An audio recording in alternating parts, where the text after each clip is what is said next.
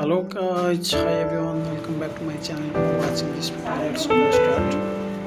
So guys, हामी आज ल्यापटपमा फोटो एडोब फोटोशपबाट फोटो कट कसरी गर्ने भन्ने बारेमा एउटा भिडियो बनाइरहेको छु। यो हामीले ब्याकग्राउन्ड चेन्ज गर्न सक्छौँ। यस्तो ब्याकग्राउन्डहरु, यो एनिमल्स धेरै प्रकारका थिम्सहरु हामीले लगाउन सक्छौँ। सबभन्दा पहिला हामी एडोब फोटोशप सफ्टवेयरलाई ओपन गर्नेछौँ। ओपन गरिसकेपछि यो खुल्न केही 2 सेकेन्ड टाइम लिन सक्छ। त्यसपछि हामीले यहाँबाट फोटो ल्याउनको लागि फाइलमा गएर ओपनमा क्लिक गरेर पनि फोटो ल्याउन सकिन्छ। या हामीले त्यो डिस्प्लेमा बीचमा हामीले डबल क्लिक गरेर पनि फोटो एड गर्न सकिन्छ।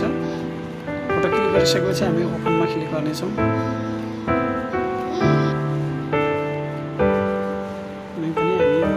सिलेक्ट गर्नेछौँ।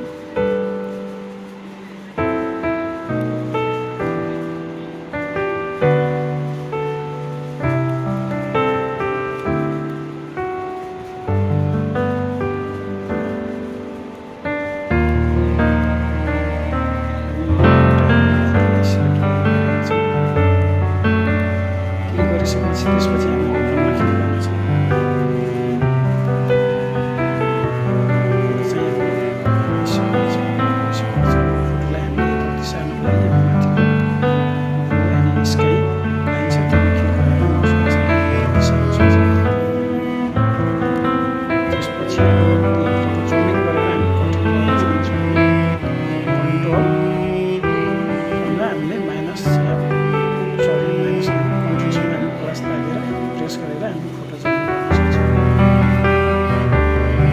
सानो गर्न सक्ने फोटो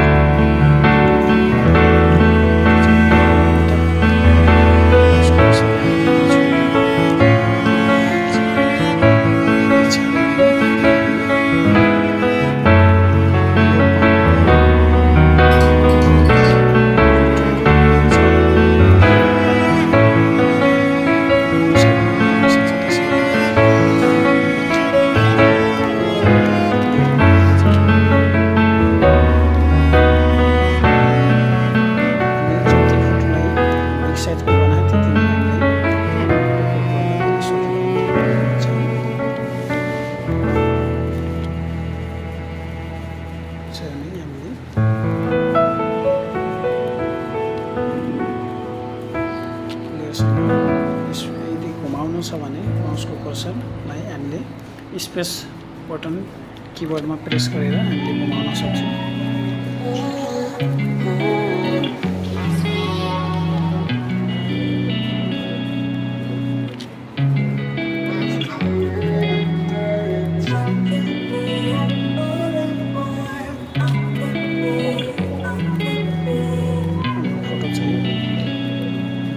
सक्सेसफुल भइसकेको छ।